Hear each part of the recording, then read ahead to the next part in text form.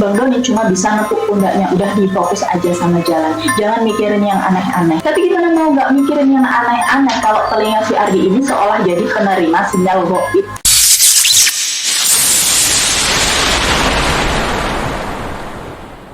Halo, assalamualaikum teman-teman. Terima kasih karena kalian sudah mampir di videoku. Jadi sebelum kita masuk ke cerita yang dijamin bikin merinding kali ini, aku mau kasih disclaimer dulu ya.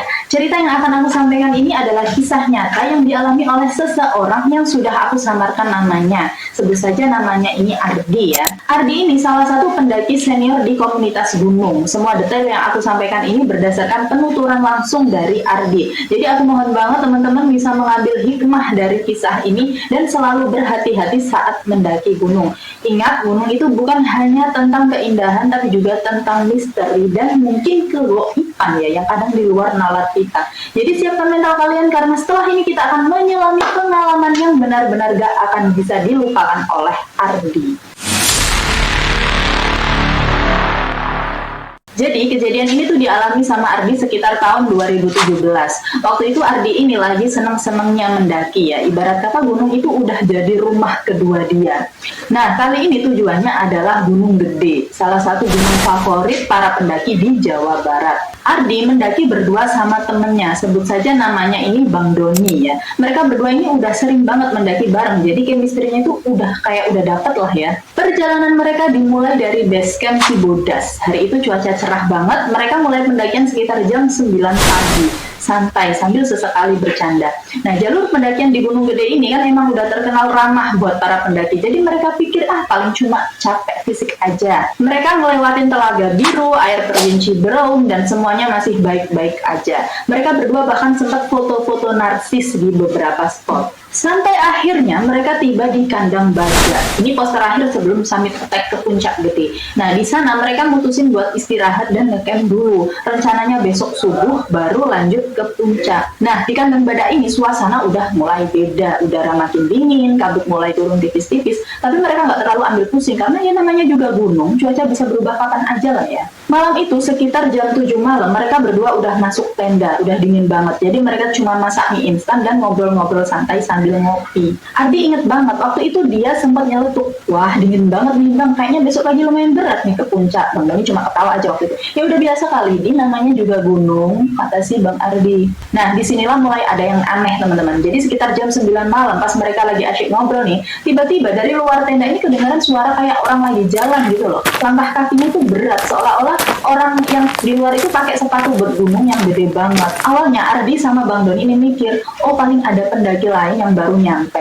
Tapi anehnya teman-teman, suara langkah kaki yang di luar itu cuma muter-muter aja di sekitar tenda mereka. Gak ada suara sapaan, gak ada suara orang ngobrol. Jadi cuma ada suara langkah kaki yang persis banget di luar tenda mereka. Si Ardi bisik-bisik ke Bang Doni, bang itu siapa ya kok muter-muter doang? Gak tahu juga dia mungkin lagi nyari spot kali orang itu.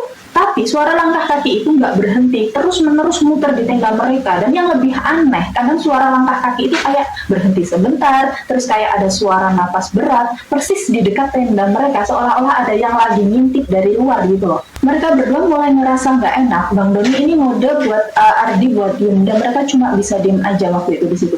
Dengerin suara langkah kaki yang misterius itu sampai akhirnya suara itu pelan-pelan kayak menjauh dan akhirnya hilang. Suasana di situ seketika langsung hening. Mereka saling pandang, kok aneh ya bang, kata si Ardi. Ya udah dah Di, jangan dipikirin, mungkin cuma perasaan kita aja. Si Bang Doni ini berusaha menenangkan. Tapi Ardi yakin banget itu bukan cuma perasaan, karena suara itu benar-benar jelas banget di telinga mereka. Malam itu mereka tidur gak tenang. Si Ardi ini sempat beberapa kali kebangun karena merasa ada yang aneh di sekitar tenda. Tapi dia berusaha positif thinking aja waktu itu teman-teman. Nah besok paginya nih sekitar jam 3 subuh mereka bangun. Kabut juga tebel banget, jarak pandang cuma sekitar 2-3 meter. Mereka mutusin buat langsung summit attack aja. Mereka berdua udah siap dengan headlamp dan jaket tebal. Bang, kabutnya tebal banget ya. Iya nih Di, hati-hati ya jalannya, sih jawab Bang Doni. Mereka mulai berjalan pelan-pelan kan, ngikutin jalur yang sudah ada. Awalnya semuanya itu masih terasa normal. Mereka ngikutin tali-tali pembatas dan petunjuk arah yang terpasang di jalur pendakian. Tapi setelah berjalan sekitar 1 jam, ada yang ganjil. Harusnya setelah berjalan sejauh itu, mereka udah bisa melihat beberapa landmark yang familiar. Tapi yang mereka lihat itu di sana cuma kabut tebal aja, pohon-pohon dan jalur yang seolah nggak ada habisnya. Bang, kayaknya kita udah muter-muter terus deh. Iya ya, Di. Perasaan kok gini-gini aja ya jalannya. Mereka berusaha mencari penanda, tapi nihil. Semuanya tertutup kabut. Akhirnya mereka mutusin buat berhenti sebentar, mencoba lihat peta dan kompas. Tapi anehnya, kompas mereka itu kayak nggak berfungsi dengan baik. Jarumnya muter-muter nggak karuan, ponsel juga nggak ada sinyal sama sekali. Disitulah kepanikan mulai muncul. Mereka sadar mereka ini sedang tersesat. Saat mereka lagi berusaha mencari arah, tiba-tiba Ardi dengar suara samar-samar. Suaranya tuh kayak orang lagi nyanyi, tapi nadanya tuh aneh, nggak beraturan dan kedengaran sedih banget. Bang, dengar suara itu nggak? Si Ardi bisik-bisik ke Bang Doni. Bang Doni ngeri, suara apa, Di? Aku nggak dengar apa-apa. Si Ardi bingung. Ardi denger banget suara itu makin jelas, kayak suara perempuan lagi nyanyi meliuk-liuk dari arah yang nggak jelas. Ardi coba fokus, suara itu makin lama makin deket. Tapi anehnya, Bang Doni masih nggak dengar apa-apa gitu loh. Kok bisa? Si Ardi waktu itu langsung merinding, dia cuma bisa berdoa dalam hati. Karena suara nyanyian itu terus mengikuti mereka. Setiap mereka melangkah, suara itu seolah-olah ikut bergerak. Kadang dari depan, kadang dari samping, kadang dari belakang. Ardi sampai nggak berani nengok ke belakang. Selain suara nyanyian, Ardi juga mulai dengar suara-suara lain. Kadang kayak ada suara anak kecil cekikikan, kadang suara orang ngobrol, tapi nggak jelas kata-katanya. Kadang suara daun kering diinjak, padahal nggak ada siapa-siapa di dekat mereka. Semuanya itu nggak didengar sama Bang Doni. Bang, kok bisa aku dengar macam-macam sedangkan kamu nggak dengar? Si Ardi mulai gemeteran waktu itu. Bang Doni cuma bisa nepuk pundaknya, udah difokus aja sama jalan. Jangan mikirin yang aneh-aneh. Tapi gimana mau nggak mikirin yang aneh-aneh kalau telinga si Ardi ini seolah jadi penerima sinyal gaib. Akhirnya mereka terus berjalan tanpa arah yang jelas. Rasa lapar dan haus mulai melanda. Hari semakin siang tapi kabut gak kunjung menipis. Mereka bahkan gak bisa melihat matahari, seolah-olah mereka terjebak dalam dunia yang berbeda. Mereka udah berjalan berjam-jam teman-teman, mungkin udah lebih dari 6 jam. Tenaga mereka udah terkuras habis. Ardi udah hampir putus asa, suara-suara itu masih terus mengganggu. Dia bahkan sempat melihat bayangan hitam melintas cepat di antara pepohonan. Tapi saat si Ardi ini berkedip, bayangan itu hilang. Saat mereka berdua duduk kelelahan di bawah pohon besar, tiba-tiba si Ardi ini melihat sesuatu. Dia melihat jejak kaki di tanah yang basah. Jejak kaki itu bukan jejak kaki mereka karena ukuran dan bentuknya itu beda. Nah, yang aneh, jejak kaki itu cuma ada satu, teman-teman, bukan sepasang. Dan jejak kaki itu ngarah ke satu arah. Ardi ngasih tahu Bang Doni, Bang lihat deh, itu jejak kaki, kira-kira punya siapa ya? Bang Doni ngelihat jejak kaki itu kan dengan bingung. Ada juga ya, di siapa yang jalan sendiri di sini? Udah gitu jejak kakinya tuh cuma yang kanan aja, nggak ada kaki kirinya. Ardi entah kenapa punya insting ya, Bang kita ikutin aja jejak kaki ini ya. Bang Doni awalnya ragu, tapi karena udah nggak ada pilihan lain kan, akhirnya si Bang Doni ini setuju. Mereka berdua pun mengikuti jejak kaki misterius itu. Ajaibnya, setelah mereka mengikuti jejak kaki itu sekitar 15 menit, kabut mulai menipis. Dan gak lama kemudian, mereka melihat sesuatu yang bikin mereka teriak kegirangan. Mereka melihat pos pendakian. Mereka nggak tahu itu pos apa, tapi yang jelas itu pos pendakian. Mereka langsung buru-buru mendekat. Di pos itu ada beberapa pendaki lain yang lagi istirahat.